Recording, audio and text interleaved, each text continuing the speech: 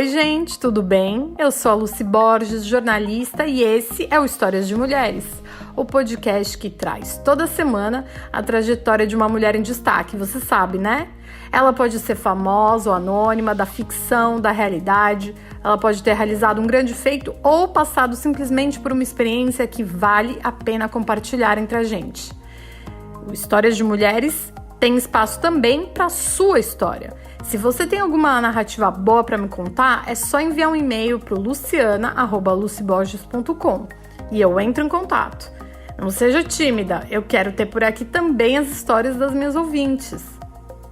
E o papo sobre cada episódio tá rolando solto lá no meu perfil do Instagram, @luciborges, e todo dia tem conteúdo novo, tem curadoria de filme, de série, a gente bate um papo também sobre quarentena, eu tô contando lá um pouco do meu diário da quarentena aqui em Barcelona, tô morando na Espanha, enfim, tem bastante coisa pra gente conversar.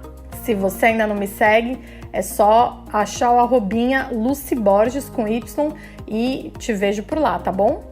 Também quero deixar outro recado aqui, que é, se você está curtindo o podcast e os conteúdos que eu estou fazendo, você pode contribuir financeiramente com o projeto. Tem 2 links aqui na descrição do episódio, um do Apoia-se e outro do Catarse, e a partir de R$7 por mês você já consegue me ajudar a manter essa temporada no ar e as próximas também, tá bom? Para quem tá comigo toda semana, você já sabe, o Histórias de Mulheres é dividido em 3 partes. A primeira parte eu apresento a personagem escolhida e conto um pouco da trajetória. Na segunda, conversamos o que essa experiência de vida tem a ver com a nossa, em que ela nos inspira, nos faz pensar. E na terceira parte, tem a dica de filme ou de série, ou dos dois, que nos ajuda a se aprofundar no assunto. Eu, como cinéfila assumida, nem consigo pensar outra forma melhor de encerrar um bate-papo como esse. Então vamos lá saber um pouco mais sobre a personagem de hoje?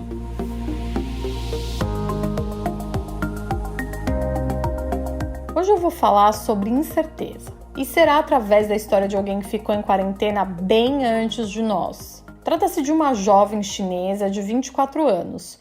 O seu nome é Jackie Chen e ela me contou sua experiência de ficar 52 dias sem sair de casa, sem nem colocar o pé para fora para ir na farmácia, ir no mercado, coisa que a gente até pode fazer na nossa quarentena, e me disse como essa experiência a fez entender a vida de uma outra forma. Acho que a Jackie é também como nós, alguém que entrou na quarentena de um jeito e saiu de outro. A Jackie ficou em casa, numa cidade bem pertinho de Wuhan, na China, e Wuhan, vocês sabem, foi o lugar onde o surto de coronavírus, do novo coronavírus, começou até chegar no resto do mundo. Eu acho que a experiência da Jackie dentro de casa pode nos ajudar a fazer as pazes com a nossa própria existência enquanto seres que estão em confinamento agora, né? Principalmente no Brasil. Por aqui na Espanha, a gente começa a entrar em uma nova fase de desconfinamento, como eles chamam. A gente vai obedecendo regras que estão sendo revistas, ou seja, que vão prevendo encontros sociais, prevendo a ocupação da rua, do espaço público, de fase em fase, até que a gente volte para uma aparente normalidade. Porque todo mundo sabe, a vida pré-coronavírus não vai existir mais do mesmo jeito, né?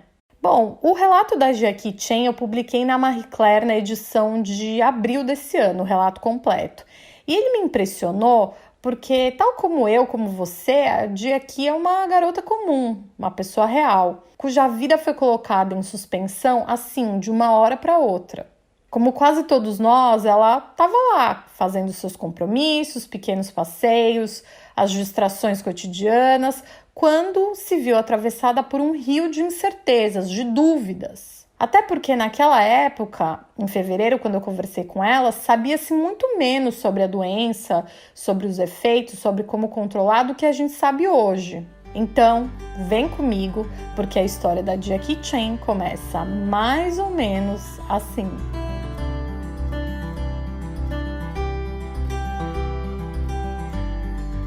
Era a noite de 31 de dezembro de 2019, véspera do Ano Novo, quando Jackie Chen assistiu aos primeiros telejornais que diziam que a cidade de Wuhan, capital da província de Hubei, na China, estava enfrentando casos de uma pneumonia desconhecida e inexplicável. Jackie estava em sua casa, em Beijing, onde morava, e aproveitou o momento do noticiário para ligar para os pais, em sua cidade natal, Jinzhou, que também fica na província de Hubei. A conversa foi rápida e tranquila. Ela disse para eles tomarem cuidado, pois afinal se tratava de um problema respiratório, sem muitas informações a respeito.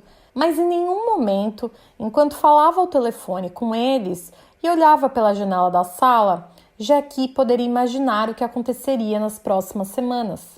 Wuhan fica a apenas 3 horas de distância de carro da cidade onde Jackie Chen nasceu. Muita gente de Jinzhou vai e vem de lá por causa do trabalho, ou para ver amigos, família. Até esse momento, porém, ninguém estava ligando muito para os casos de aparente gripe e pneumonia. Eles não pareciam ser assim tão sérios. E a própria Jackie nunca imaginou que se transformariam numa epidemia de alto risco, num caso de saúde pública mundial. Mas na segunda vez que as notícias sobre a doença lhe chamaram a atenção, algo despertou dentro da jovem chinesa. Uma espécie de alerta, um incômodo. Foi mais ou menos na metade de janeiro e ela se lembra bem dessa data porque o noticiário que tomou a TV aconteceu no dia anterior ao qual a Jackie iria viajar. Ela deveria pegar o trem, saindo de Beijing com destino à sua cidade natal e passando, é claro, por Wuhan. Iria com uma amiga aproveitar o feriado do Ano Novo Chinês, ou o tradicional Festival da Primavera, como a data é chamada por lá. Ele acontece no dia 25 de janeiro e reúne todo mundo na China. Jackie se lembra que neste dia pegou o trem e quando ele parou na estação de Wuhan, por cerca de uns 15 minutos no máximo, instintivamente ela retirou uma máscara cirúrgica dessas descartáveis que havia guardado na bolsa e colocou sobre o rosto. Sua mãe havia insistido muito para que ela levasse o objeto, afinal de contas, ninguém queria pegar a tal pneumonia e perder o feriado. Jackie arrumou a máscara, cobrindo a boca, enquanto dezenas de pessoas entravam e saíam do vagão onde ela estava. Até aquele momento, porém, não havia nenhuma notícia sobre a gravidade do surto e nenhuma informação concreta dizendo que se tratava de uma infecção provocada por coronavírus. Quando finalmente chegou em casa, à noite, o irmão de uma amiga enviou para Jackie Chen um link de um grupo fechado do WeChat. O WeChat é um aplicativo de mensagens muito popular na China, mais ou menos como o WhatsApp. No link, havia trechos de conversas de médicos que trabalhavam nos hospitais de Wuhan. Eles estavam extremamente preocupados com a tal pneumonia e já consideravam que a contaminação estava em um nível parecido com o que aconteceu com a SARS, a Síndrome Respiratória Aguda Grave, uma outra doença também causada pelo coronavírus e que é bastante contagiosa. Ela gerou uma epidemia na China em 2003. Foi basicamente o tempo da Jackie abrir a mensagem, clicar nos vídeos para começar a receber chamadas de mais amigos. Aparentemente, esse material havia viralizado e todo mundo começou a procurá-la para saber se ela ia ficar mesmo na província de Hubei, perto de Wuhan, onde aparentemente a maioria dos casos se concentrava. Jackie Chen se lembra que esse foi o primeiro momento em que ela ficou realmente assustada por causa da doença. Ela se recordou imediatamente do tal surto de SARS, a Síndrome Respiratória Aguda Grave, que impactou a sociedade chinesa anos atrás. Mesmo que na época a Jackie tivesse 8 anos de idade, na sua memória de criança estava tudo lá. A preocupação dos pais com a doença, o clima de incerteza, a cidade fechada, as pessoas em casa. Mas ainda havia uma certa esperança no coração da Jackie. Afinal de contas, a grande imprensa, os canais de notícia, eles não estavam falando da epidemia de forma tão grave. Talvez os médicos, enfim, por estarem ali no fronte do problema, estivessem exagerando, ela pensou. Às vezes, por medo, o cérebro nos prega peças e então a Jackie ficava tentando levar a situação menos a sério do que deveria. De uma maneira ou de outra, ela conversou com os pais e decidiu que ela não ia voltar mais para Beijing, pelo menos nas próximas semanas. Ela estava de férias mesmo e aí tudo bem ficar em casa, curtir um pouco mais com eles. Entrou na internet, por precaução, comprou cerca de 100 máscaras cirúrgicas descartáveis para serem usadas por ela, pelo pai e pela mãe. A data para isso, ela se lembra bem, era 20 de janeiro. A partir de então, as notícias começaram de um dia para o outro a mudar totalmente. Era real, sim. Era uma epidemia, sim. E só se falava sobre isso, fosse na TV, fosse nas redes sociais. Os casos de internações começaram a subir muito rapidamente. Mas mesmo assim, a Giaki via gente da família dela que simplesmente não ligava a mínima para o que acontecia. Essas pessoas continuavam se visitando em casa, jantavam juntos, saíam na rua sem sequer usar máscaras. Giaki, ao contrário, blindou-se com todos os cuidados possíveis. Ainda que ela tivesse 24 anos, ou seja, estivesse fora do chamado grupo de risco, uma expressão que começava a surgir aqui e acolá na China, ela havia feito recentemente uma microcirurgia na região do peito e estava preocupada. E se o seu sistema imunológico não estivesse forte o suficiente para enfrentar o que viria? Por isso, elevou ao máximo os cuidados com a higiene das mãos, da casa e começou a ler muito sobre o problema.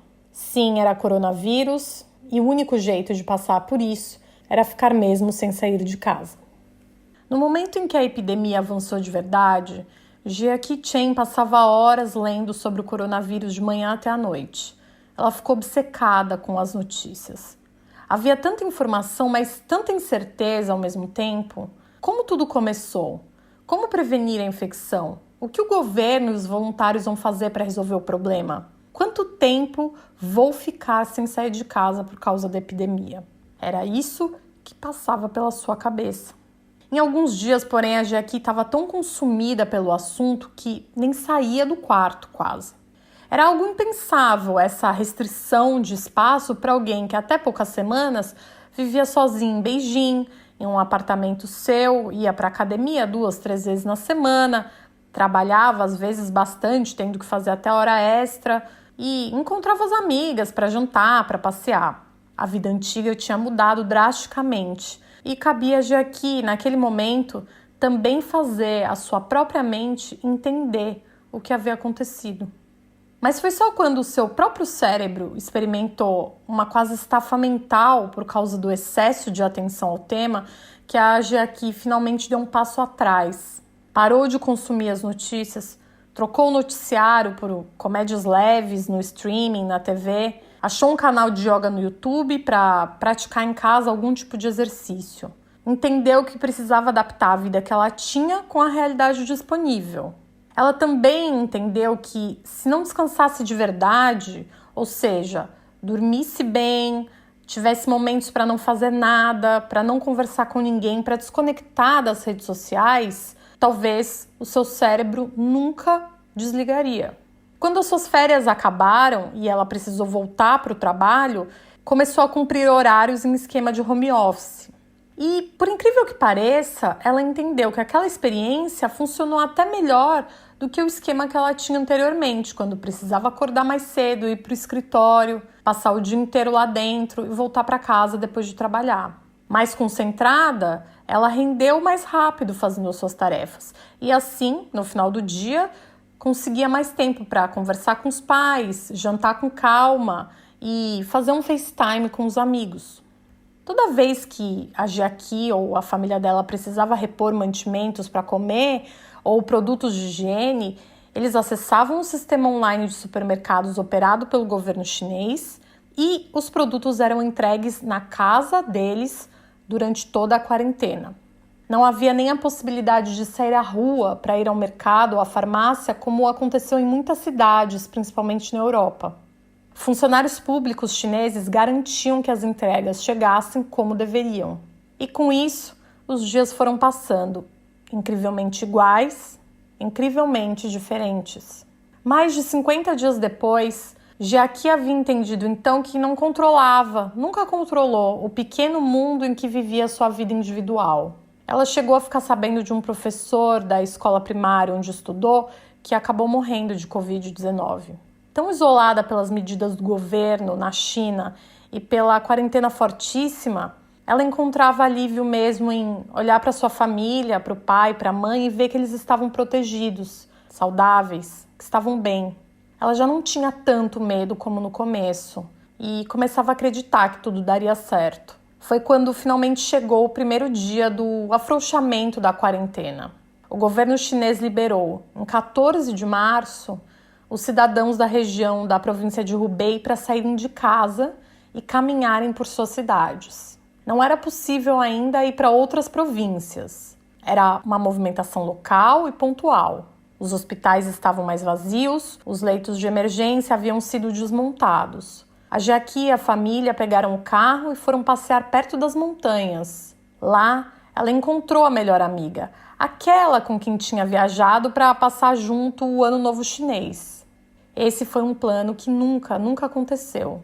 O silêncio da cidade foi quebrado por cada vez mais pessoas que saíam de suas casas lentamente, deixando uma reclusão involuntária. Um sentimento de novidade começou a pairar no ar. Jiaqi via os dias mais ensolarados. A primavera chegava dali a algumas semanas e o sol mais quente fazia a sombra de seu corpo aparecer no chão.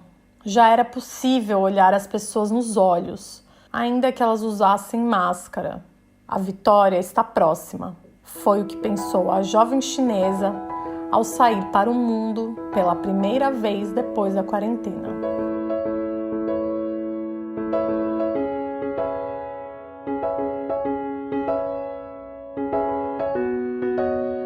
Mais alguém por aí se identificou um pouco com a história? Bom, ela me pegou justamente pelo fato da Jackie Chan inicialmente ficar negando para ela mesma o que estava acontecendo. E a gente não quer acreditar, né? Quando grandes acontecimentos irrompem nas nossas vidas e mudam tudo. A negação é, inclusive, um conhecido mecanismo de defesa do nosso cérebro. É ele tentando não lidar com aquilo. Pelo menos ganhar tempo, né? Ele quer ganhar tempo para poder fazer alguma coisa a partir de então.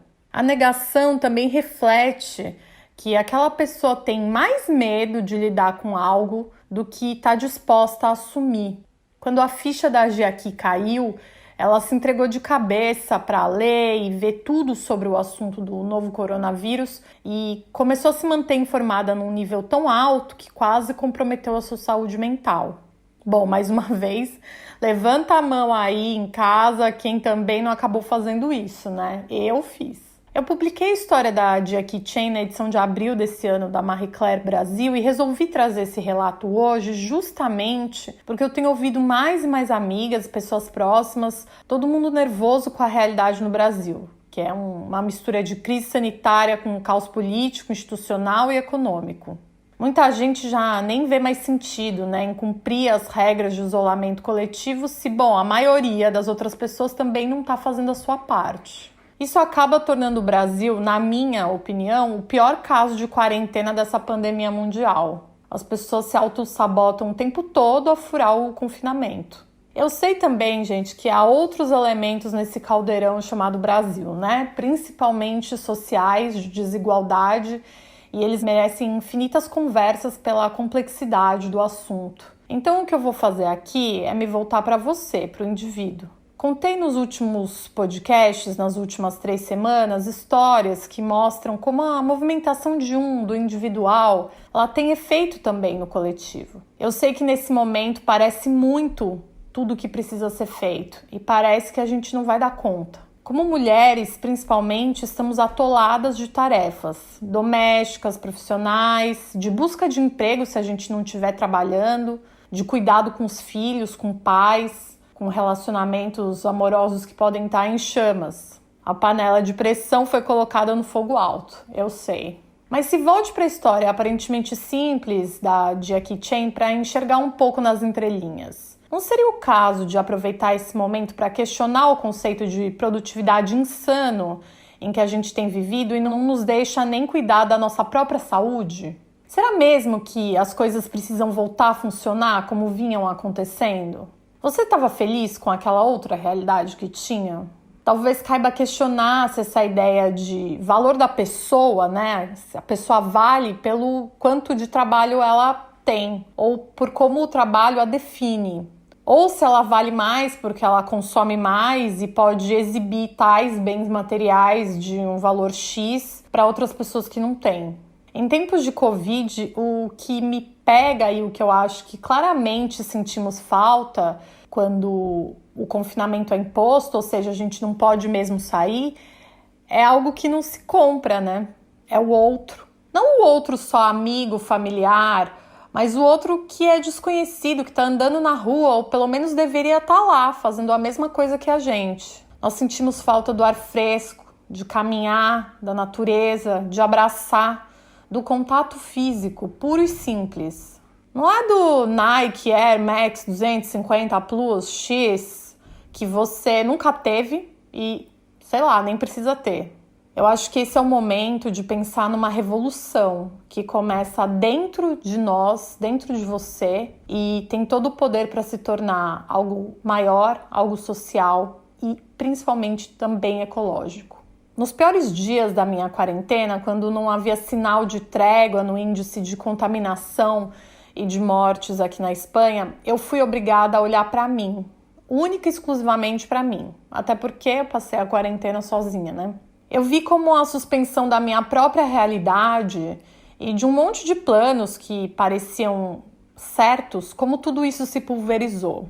O botão do piloto automático da minha vida foi desligado, puxou da tomada. No fim das contas, são as crises pessoais internas que nos levam de um lugar a outro, mesmo que esse lugar não seja físico, seja mesmo mental.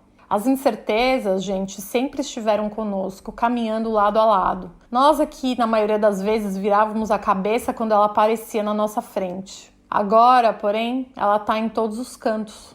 Acolha o caos e faça dele a força motora para outros destinos. E quando tudo estiver pesado demais, tem uma frase do livro, da série The Handmaid's Tale, o Conto de Aia, da Margaret Atwood, que costuma vir à minha mente, em especial quando eu olho para homens que estão no poder fazendo aberrações. Essa frase diz, em latim, nolite te bastardes carborum dorum.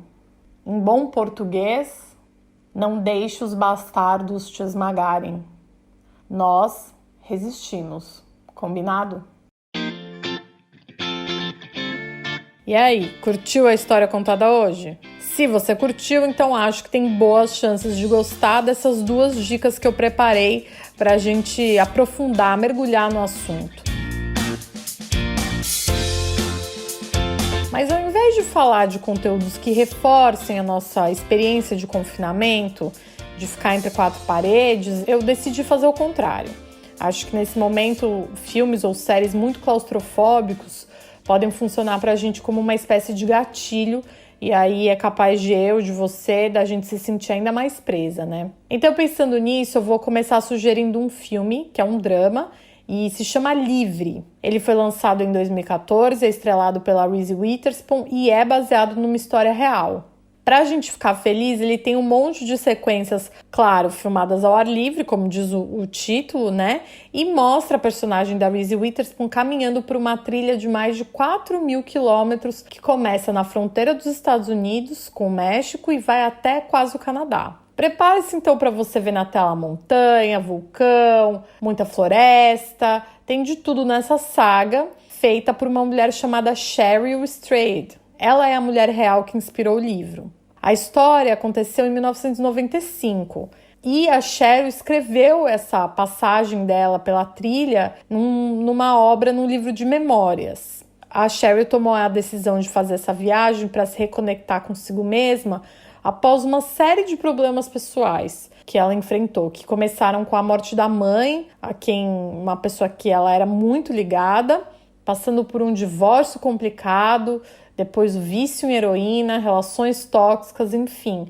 Ela estava num momento bem ruim de vida e achou que fazer essa experiência de caminhar pela natureza sozinha, sem saber o que enfrentar, a ajudaria a se reconectar com ela mesma. O livro, né, que depois baseou o filme, o livro foi lançado em 2012, vendeu mais de 1 milhão de cópias, e aí, quando houve essa ideia de transformá-lo em filme, foi convidado também o escritor norte-americano Nick Hornby, que é alguém muito famoso aí, você já deve até ter lido algum livro dele, e ele curte essas tramas de superação. O Nick Hornby ajudou a escrever o roteiro. É bem verdade que a Cheryl, pessoa física real, ela não completou a jornada toda, que é bem exaustiva e desoladora, assim, por determinadas partes, como, por exemplo, o deserto do Mojave. Mas a metáfora de começar o caminho de um jeito e terminar de outro, ou seja, começar uma jornada sendo uma pessoa e terminar, obviamente, de outra forma, acho que pode nos inspirar, mesmo a gente estando dentro de casa. Então você pode dar o play tranquilo, porque é muito vento no rosto. A interpretação da Reese Witherspoon que tá super bem, ela chegou até a ser indicada ao Oscar, né, pelo papel, e você pode alugar o filme tanto na Apple TV Plus, quanto no YouTube Filmes ou no Google Play, tá bom? A minha segunda sugestão também é um drama, baseado em fatos reais. Eu tô cheia de realidade por aqui, gente, hoje é só realidades. E dessa vez é um longa-metragem estrelado pela Natalie Portman, também é uma baita atriz. Ele se chama Lucy in the Sky e foi lançado no ano passado, em 2019. Eu escolhi essa produção porque, primeiro de tudo, ela conta a história de uma astronauta mulher. Acho isso super, super bacana pra gente ter como referência. A personagem no filme se chama Lucy Cola e é o alter ego da astronauta real, Lisa Marie Caputo Novak, que esteve em missão espacial em 2006, quando ela voou no ônibus espacial Discovery. A produção, né, o Lucy in the Sky, não fez muito barulho quando ela foi lançada, tá? Tem críticas aí controversas, mas eu acho que a atuação da Natalie Portman serve sim pra gente assistir o filme e de uma certa forma ela é hipnotizante, você fica querendo saber o que acontece até o final. Na trama, a astronauta Lucy Cola volta do espaço para a Terra depois dessa missão e ela acaba entrando em crise existencial. Tem uma frase que me chamou muito a atenção, que é a frase que resume esse sentimento que a Lucy está sentindo.